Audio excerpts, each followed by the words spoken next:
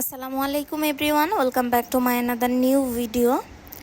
সকাল থেকে বৃষ্টি হালকা হালকাভাবে ছিলই, দেখছিলাম রাস্তাঘাট একদম ফাঁকা। অবশ্য এরপর আর কোনো ধরনের বৃষ্টি হয়নি, বাতাসও বইছিল প্রচণ্ড পরিমাণের। আকাশটা তো একদম কালো কালো মেঘে ভরেই ছিল।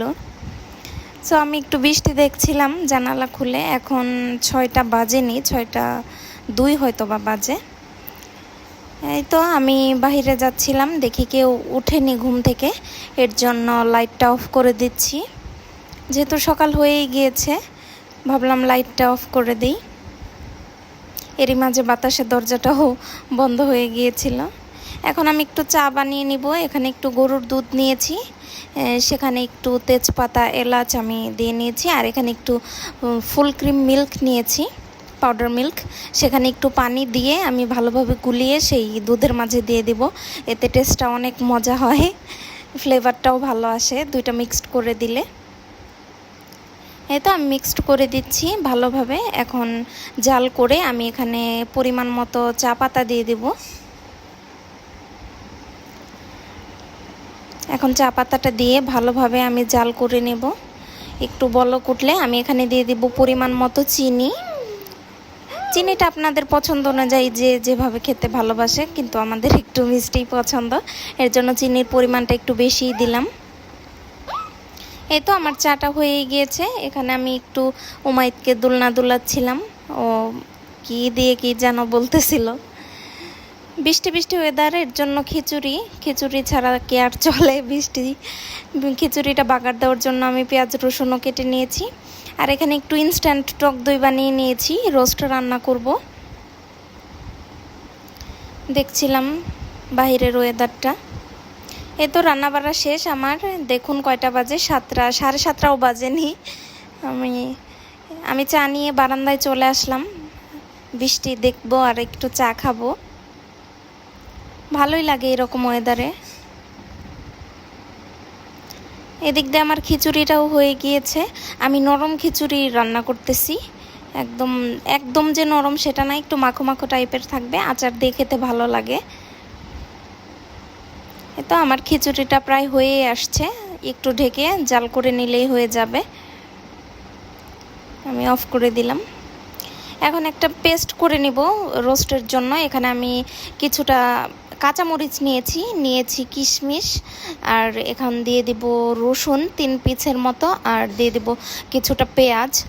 এগুলো দিয়ে ভালো করে আমি পেস্ট করে নিব। একটু ব্লেন্ড করে রেখে দিলাম। আর এখানে কিছু কাপড় ধুয়ে দিব। 2-3 দিন যাবত মাইদের কিছু কাপড় আমি ধুয়ে দেইনি, রোদ ওঠেনি, এর জন্য সব কাপড় জমা হয়েছিল। আমি সবগুলো বের করে নিচ্ছি, ড্রয়ারেই রেখে দিয়েছিলাম। এখন এগুলো ধুয়ে ভালো করে শুকা দিয়ে নিব। এই তো আমি এরই মাঝে রোস্টটাও বসিয়ে দিয়েছি কাপড় ধুয়ে। রোস্টটা আমার হয়েই গিয়েছে। এখন সেই টক দইটা দিয়ে দিলাম। রোস্টটা খেতে খুব মজা হয়েছিল। আমি সাথে একটু গুঁড়ো দুধও দিয়ে দিব লাস্টলি, এতে মজা লাগে। এই তো রান্নাটা আমি শেষ করে চলে আসছি নিচে পানিতে একদম ভরে গিয়েছে, লিফট অফ রেখেছে। এখন একটু বাইরে চলে যাচ্ছি, একটু ব্যাংকে যাব, ব্যাংকে কাজ আছে, এর জন্য রিক্সাতে করে বের হয়ে গেলাম। দুপুরবেলা, এখন প্রায় 12:30টার মতো বাজে।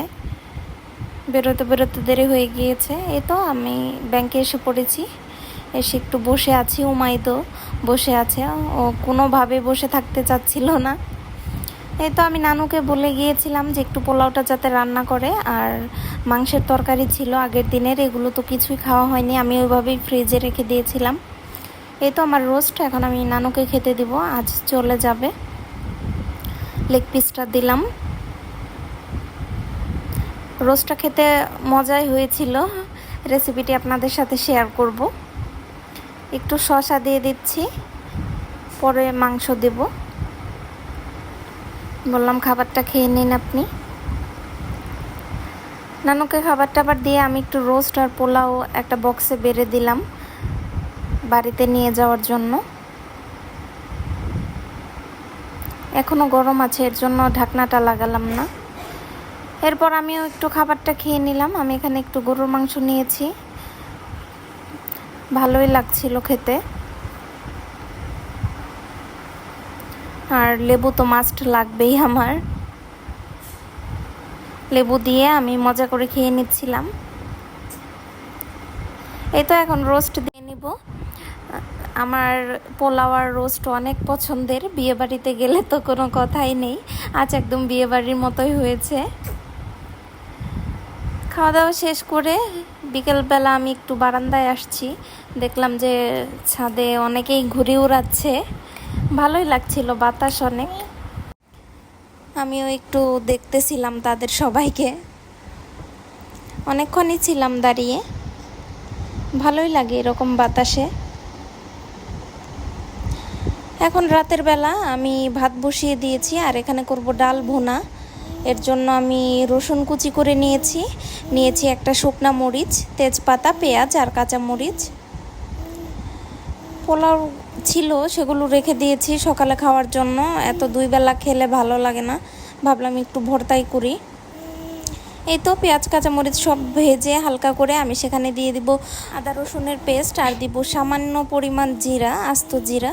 এখানে আমি দিয়ে দিলাম লবণ, দিয়ে দিচ্ছি হলুদ, ধনিয়া গুঁড়া আর সামান্য পরিমাণ মরিচের গুঁড়া। যেহেতু ডাল ভুনা করব, আমি একবারে সব কিছু দিয়ে ভালোভাবে কষিয়ে নিব। এই ডালটা অনেকক্ষণ যাবৎ ভালো করে কষিয়ে নিব, এতে ফ্লেভারটা অনেক সুন্দর আসে, খেতেও ভালো লাগে। ফার্স্ট টাইম এভাবে করছি আমি।